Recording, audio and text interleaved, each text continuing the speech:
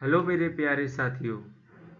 तो आज हम सीबीएसई क्लास 10th 2027 का स्ट्रेटजी देखेंगे कि कैसे आपको प्रिपेयर करना है, क्या कितना टाइमलाइन रहेगा, कौन सा आपको सोर्स ऑफ स्टडी पढ़ना है, क्या लेक्चर्स को फॉलो करना है, ये सब सारी चीज़ें हम देखेंगे।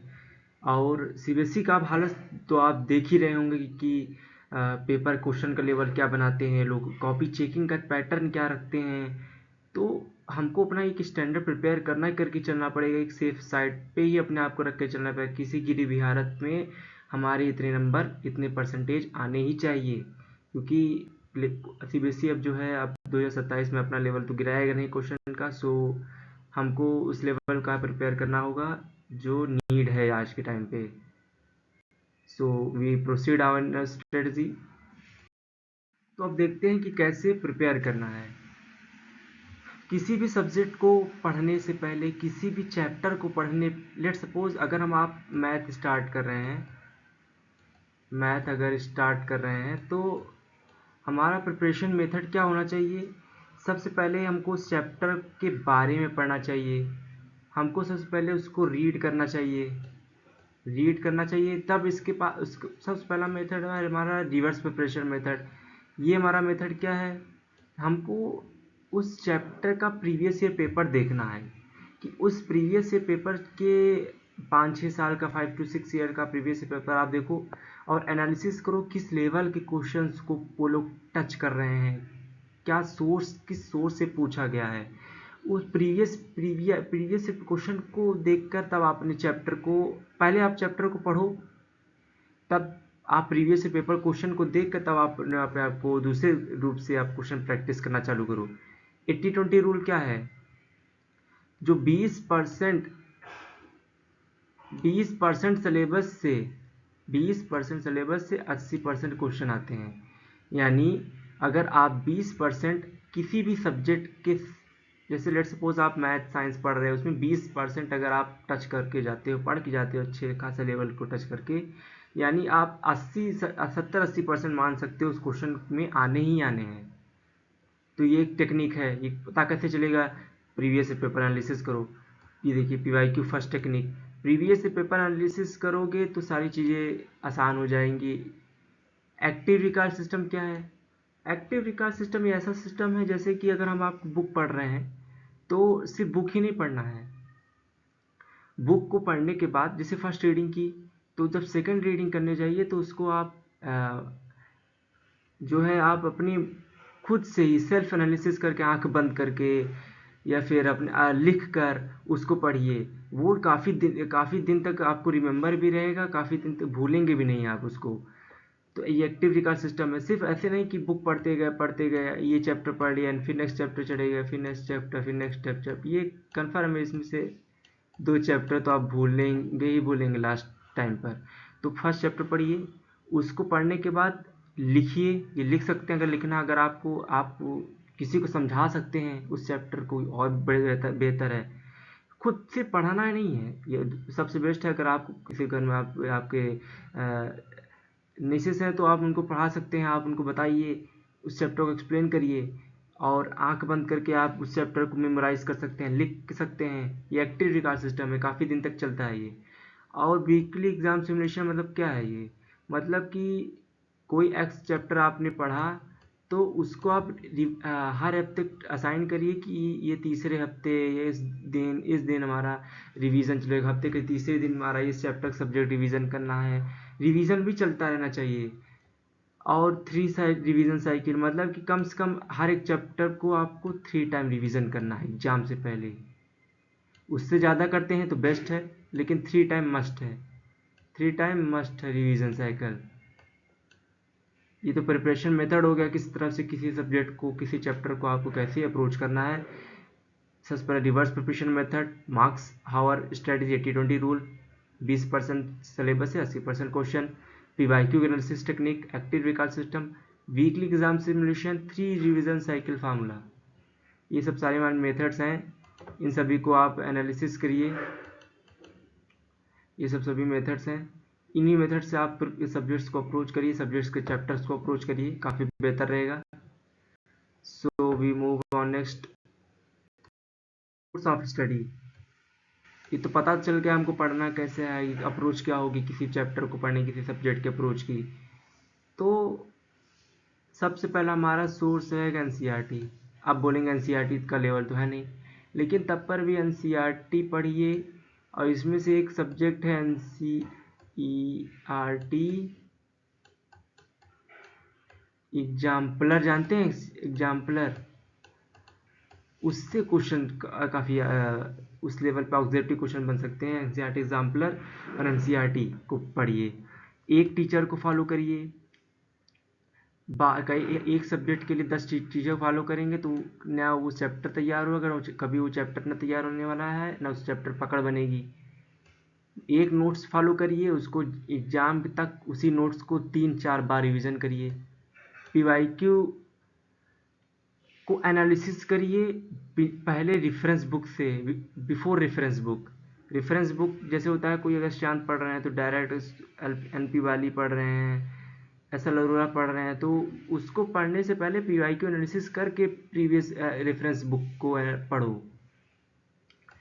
और जैसे कोई प्रीवियस पेपर्स, जो प्रीवियस पेपर्स होते हैं उनको भी सॉल्व करो। जैसे मान लो सबसे पहले एनसीईआरटी सॉल्व किया, एनसीईआरटी सॉल्व करने के बाद प्रीवियस ईयर पेपर एनालिसिस किया, प्रीवियस ईयर पेपर एनालिसिस हो गया, देन ऐसा लरूरा कि जितने भी क्वेश्चंस हैं उनको सॉल्व करो, फिर प्रीवियस ईयर पेपर को सॉल्व कर लो।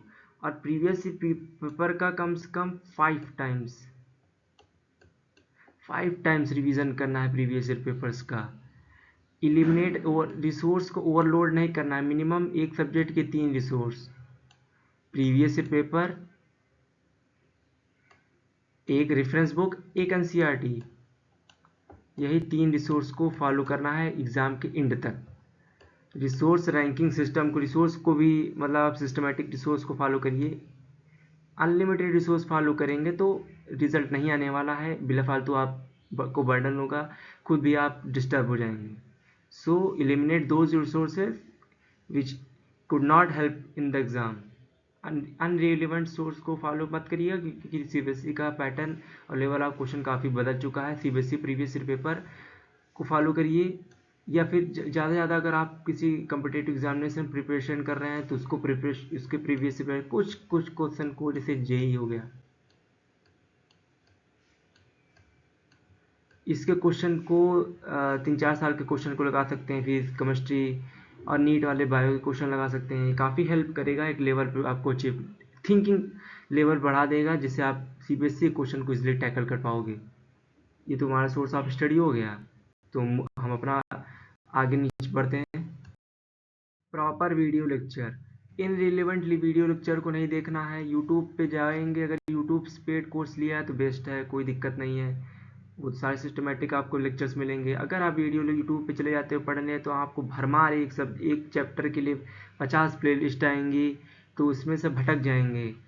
तो एक सब्जेक्ट के लिए किसी एक टीचर को पकड़िए, उनको ही पूरा इन टू एंड पढ़िए, सब कुछ बढ़िया रहेगा। और 2x पे नहीं देखना है। पहली बात, टाइम 2x पे तब देखना जब आपने उस चैप्टर को कम्प्लीटली पढ़ चुका है। एज अ रिवीजन पर्पस आप चाह रहे हैं कि एक जल्दी से हमारा वो चीज़ें रिमाइंड अप हो जाए, तो उसको आप 2x पे पढ़ सकते हैं। नोट्स उस कंसेप्ट का बनाइए जो की कंसेप्ट हो। देखिए, नोट्स कई टाइप बनती हैं, पूरी रेफरेंस टाइप नोट्स और एक रिवीजन फ्रेंडली नोट्स। तो आप रिवीजन फ्रेंडली नोट्स बनाइए। क्वेश्चन को जो हमारे टीचर सॉल्व कराए उनको सॉल्व करिए, उनको जरूर सॉल्व करिए। कोई क्वेश्चन सॉल्व, वो काफ़ी एग्जाम सेलेक्टेड क्वेश्चन रहते हैं। और लेक्चर देखा, लेक्चर बहुत बच्चे क्या करते हैं, पहला लेक्चर देखा कोई चैप्टर का तो तुरंत दूसरा चैप्टर चले जाते हैं। अगर आपने इस चैप्टर का क्वेश्चन प्रैक्टिस नहीं किया, रिवीजन नहीं किया, तो सेकंड चैप्टर जाने के बाद ये चैप्टर तो भूलने वाला है, ये तो चैप्टर गया वेस्ट। तो लेक्चर देखो, तुरंत प्रैक्टिस करो, ट्राई करो, या कह सकते हो पूरा प्लेलिस्ट देख लो। अगर नहीं प्रैक्टिस कर पा रहे, कुछ क्वेश्चन रिलेटेड रहते हैं, कंसेप्ट इंटरलेट कनेक्टेड रहते हैं, तो उनको क्या करो कि प्रैक्टिस कर लो दोबारा। समझ में आया? तो लेक्चर देखो, तुरंत प्रैक्टिस करो। जो डाउट्स हो उनको क्लिक कनेक्ट हो टीचर को। यूट्यूब पे और बहुत मुश्किल है, लेकिन जैसे पेड कोर्स लेते हैं यार तो काफ़ी ज़्यादा रहते हैं। डाउट फैकल्टीज रहती हैं, वहाँ क्लियर कर सकते हो। ऑफलाइन जा रहे हो तो वहाँ क्लियर कर सकते हो। यूट्यूब हो तो यार आप मुझसे कनेक्ट कर सकते हो, मैं कुछ हेल्प कर दूंगा। और 30 मिनट रिकॉल रूल, लेक्चर देखा, फुल्ली नोट्स बना लिए उस लेक्चर का, तो तुरंत उसी चैप्टर उसी का जैसे लेक्चर कंप्लीट हुआ तो 30 कम से कम 10-15 मिनट बाद आधे घंटे तक उस जितना नोट्स पढ़ा है आज लेक्चर 1 से लिया उसको पूरा रिकॉल करो, पढ़ो, समझो क्या है। ये मेथड्स हैं, ज़रूर फॉलो करिएगा, काफ़ी बेस्ट है, काफ़ी आपको हेल्प होगी। टाइम फ्रेम, जैसे इस समय अब जून चल रहा है, ये जून चल रहा है तो अब हमारे पास बचे हैं जुलाई, अगस्त, सितंबर, अक्टूबर, नवंबर, दिसंबर, 6 मंथ बचे हैं। तो ट्राई के यानी 180 दिन बाकी हैं, तो और टोटल डेज हैं हमारे, तो डे वाइज प्लान बनाओ कि मुझे इस चैप्टर को, इस समय आप वन शॉट लेक्चर प्रेफर करो, ज़रूर वन शॉट को कंप्लीट करो और वन शॉट से चैप्टर को कंप्लीट करो। वीकली टारगेट्स बनाओ और ट्राई करो कि एक चैप्टर को 3 दिन में कंप्लीट करो, 3 डेज में। तो काफ़ी, आप जैसे एक दिन में ट्राई करो, पूरा लेक्चर देख लो वन शॉट का, 2 दिन प्रैक्टिस, एक दिन लेक्चर 2 दिन प्रैक्टिस, एक दिन लेक्चर 2 दिन प्रैक्टिस, 365 तो दिन बाकी नहीं है हमारे पास, 180 दिन बाकी हैं टोटल। तो 180 दिन को ऐसा यूटिलाइज करो कि आज तक कोई नहीं यूटिलाइज कर ना पाया हो। समझ में आया? टाइम फ्रेम बनाओ अपने हिसाब से, जितना टाइम आपके पास हो डिवाइड करो, डिवाइड एंड रूल फॉलो करो। नोट्स बनाने का तरीका, 6 महीने बाकी हैं, 6 महीने बाकी हैं तो आप सारी चीज़ें मत लिखो, फार्मूला नोट्स बनाओ। क्वेश्चन जो प्रैक्टिस कर रहे हो ना प्रीवियस पेपर में, उसकी मिस्टेक कॉपी बनाओ और ट्राई करो वन पेजर नोट्स ही इस टाइम पे बनाओ। हर इस सब्जेक्ट के 1 पेजर, बहुत ही इफ़िशियंट तरीका है ये। मैं देखो इसको बहुत हाईलाइट करना हो और कोई मत देखो, 1 पेजर नोट्स को ही बनाओ, ये काफ़ी हेल्प करेगा। विजुअल नोट्स तो अभी टाइम नहीं का, काफ़ी ज़्यादा हो जाएगा। सबसे मैं अभी रिकमेंड करूँगा कि 1 पेजर नोट्स बनाइए और आगे बढ़िए। वन शॉट लेक्चर लीजिए, उसी ट्राई करिए 1 पेज में ही आए और आप जस्ट ही तुरंत आप आगे मूव कर जाओ। मत आप उसके कोई 10-10 पेज 20-20 पेज के नोट्स मत बनाओ, उसका टाइम नहीं है। रिवीजन ज़्यादा करना है, ज़्यादा रिवीजन ज़्यादा बेहतर result. Okay, daily schedule, daily schedule में क्या करो कि सबसे पहला ब्लॉक वाइज स्ट्रेटजी बनाओ। जो हाई वेटेड सब्जेक्ट उनको प्रायोरिटी दो पहला, वही बोला था जो 20-80-20% रूल लगाओ। 20% बी सिलेबस, 20% सिलेबस से 80% मार्क्स। ये ब्लॉक वाइज स्ट्रेटजी बना, ब्लॉक ए बी सी होता है कि 5 स्टार 4 स्टार 3 स्टार 2 स्टार वाले रेटिंग वाले सब्जेक्ट्स को वो रेटिंग दो।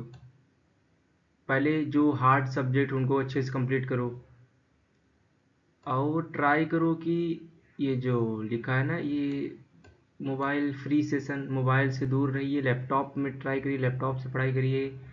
और लैपटॉप में यूट्यूब के अलावा और मॉक टेस्ट वगैरह जो रखे हों उसके अलावा कोई ऐप मत रखिए। सोशल मीडिया से दूर रहिए 1-2 साल, जितना भी आपको टाइम मिल रहा है। 6 महीने हैं तो 6 महीने के लिए कोई दूर रहिए, क्योंकि हमको पता नहीं चलेगा ये कब हमारा ये सोशल मीडिया 3-4-8-5-6 घंटे वेस्ट कर जाएगा। 1% फर्क नहीं पड़ेगा, रील चलाते रहिए, स्क्रॉल डाउन अप डाउन करते रहिए, वो होता रहेगा। उनको हम उनका वास्ट टाइम बढ़ाते रहेंगे लेकिन अपना वास्ट स्टडी टाइम नहीं बढ़ा पाएंगे, तो इससे अपना नुकसान है। तो थोड़ा सा अच्छा करना होगा, तो इस सब से थोड़ा दूर रहिए, थोड़ा सा त्याग करिए, जो बेस्ट रहेगा। और ट्राई करिए, डेली टेस्ट भी करिए। जैसे अगर आप जैसे पहले 1 वीक पहले ट्राई करिए, 1 महीने तो डेली टेस्ट नहीं कर पाएंगे जब स्टार्ट ये अगर आज से किया है। तो पहले ट्राई करिए, 10-15 चैप्टर कंप्लीट कर लिए, फिर उसके बाद उस 10-15 चैप्टर को मल्टीपल रिविजन्स के थ्रू अपने आप को मगअप करिए, टेस्ट करिए सारी चीज़ों को।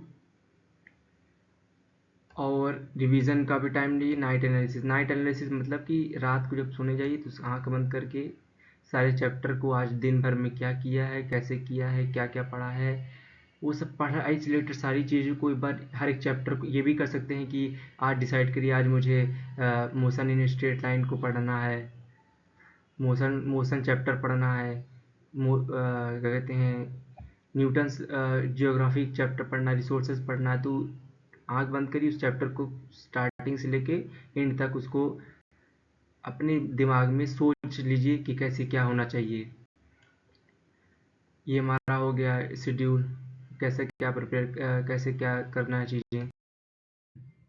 रिवीजन में क्या है कि पहला दिन पढ़िए,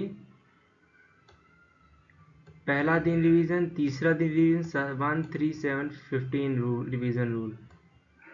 ये एक ऐसा रूल है जिसमें पहले दिन रिवीजन, फिर तीसरे दिन रिवीजन, सातवें दिन 15 दिन, ये तो 4 टाइम हो गया रिवीजन। ये काफ़ी अच्छा रूल है। एक्टिव रिकॉल मेथड करिए, पढ़ने के बाद तुरंत उसको क्या कहते हैं आंख बंद करके, जैसे बताया था ना, पीवाईक्यू के थ्रू रिवीजन करिए, formula weekly chapter, week chapter को ज़्यादा फोकस करिए, फाइनल रिवीजन दीजिए, एग्जाम के 1 मंथ पहले फाइनल रिवीजन करिए। ये रिवीजन टेक्निक्स हैं। इस मेथड्स को अगर फॉलो करें 1 3 7 15 रूल की, तब चैप्टर आपका बहुत मल्टीपल लेवल पे स्ट्रांग हो जाएगा। तो जब फाइनल रिवीजन करेंगे तो चीज़ें ऑलरेडी आपको रिकॉल रहेगी, तो समस्या नहीं होगी पढ़ने में। ये सब सारी चीज़ें हो गई हैं। और कोई अगर इसको फॉलो करिए, काफ़ी बेस्ट रहेगा। और पीवाईक्यू इज़ मोस्ट इम्पॉर्टेंट है। इसको थोड़ा कोई अच्छा सा खरीद लीजिए उस वाला वगैरह का। तो मिलते हैं यार मेरे भाइयों, नमस्कार।